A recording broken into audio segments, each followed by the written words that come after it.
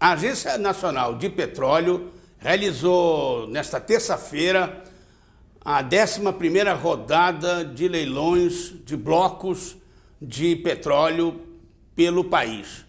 Foi um sucesso se a gente olhar os números que saíram dos leilões que foram realizados ao longo do dia, que envolviam quase 300 blocos, 289 blocos, em várias regiões do país, no mar e em terra. No mar, parte em águas profundas, parte em águas rasas e 40% do total em terra. Foi um sucesso porque, se fossem vendidos todos os blocos pelo preço mínimo, haveria uma arrecadação de pouco mais de 600 milhões de reais.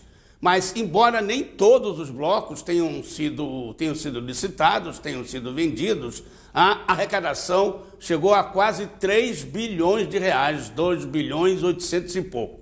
A previsão inicial era que, ao preço mínimo, os investimentos necessários para a exploração desses blocos somaria algo como 3 bilhões de reais. E agora a previsão é que as empresas que ganharam a licitação e vão agora arregaçar as mangas nas áreas de exploração vão investir algo em torno de 7 bilhões de reais. Foram 60 empresas que se habilitaram, que participaram, muitas multinacionais.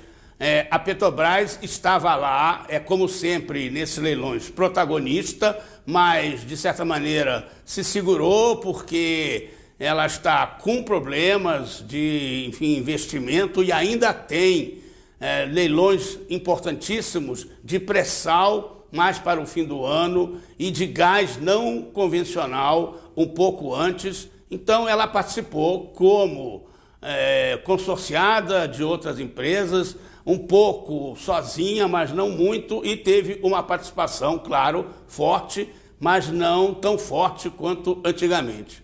A discussão política dessa história toda é que é absolutamente polêmica. Primeiro, esse foi o primeiro leilão em 5 anos. O último tinha sido em 2008, na época em que a história do pré-sal era mais candente, era mais acalorada, e o governo resolveu esperar um pouco para acertar as coisas e clarear a situação após o pré-sal. Mas muitos acham que esperou demais e que agora vai ter que correr atrás, porque é uma perda de tempo muito grande. A essa altura, a produção nacional tem até caído, exigindo importações de óleo e mesmo de derivados já destilados, o caso, por exemplo, da gasolina. Outros acham, porém, que foi uma privatização meio selvagem feita pelo governo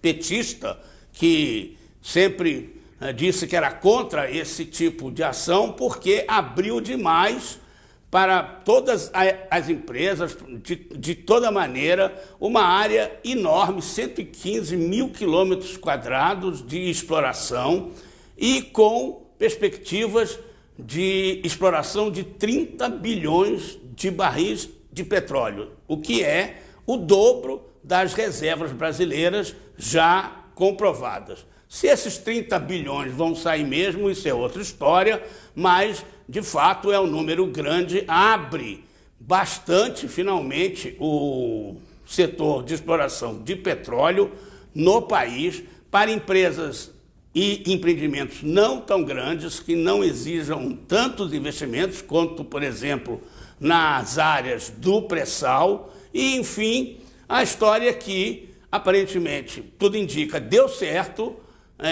Vai haver mais exploração de petróleo no Brasil, e a discussão política, a discussão ideológica, ora, essa deixa andar para ver como é que fica, porque nunca todos ficarão satisfeitos quando as questões que se colocam são políticas, e especialmente quando há ideologia, nacionalismo envolvido na história.